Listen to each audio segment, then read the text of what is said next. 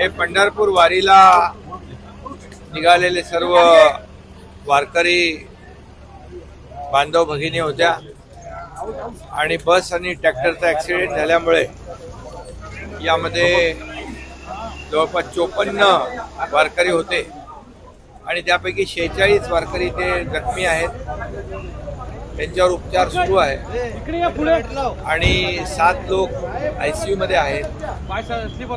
3 जणांचा वारकऱ्यांचा मृत्यू झालेला आहे. मी सर्व पेशंटला स्वतः पाहिलं.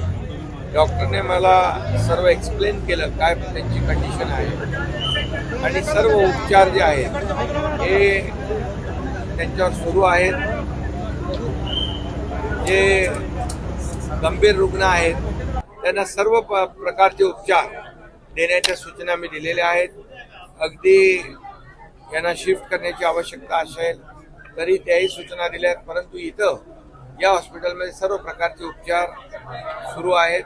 सर्व प्रकारचे उपचार इथे मिळत आहेत. त्यामुळे या रुग्णालयामध्ये सर्व डॉक्टरची टीम या सर्व रुग्णांच्यावर उपचार करते आणि अतिशय चांगल्या प्रकारचे उपचार सुरू आहेत. त्यामुळे जे जखमी आहेत त्यांची लवकरच ते बरे होतील, त्यांना डिस्चार्ज देखील मिळेल. त्यांचा संपूर्ण खर्च जो आहे राज्य सरकार करेल आणि जे मृत आहेत, दुर्दैवाने ही घटना झाली, अतिशय दुःखद घटना आहे, अतिशय दुर्दैवी घटना आहे. पंढरपूरला अनेक लोक 10-10, 15-15, 20-20 वेळा हे वारी एकत्र करणारे लोक आहेत वारकरी, आणि असा वारकऱ्यांचा झालेला अपघात दुर्दैवी दुःखद आहे.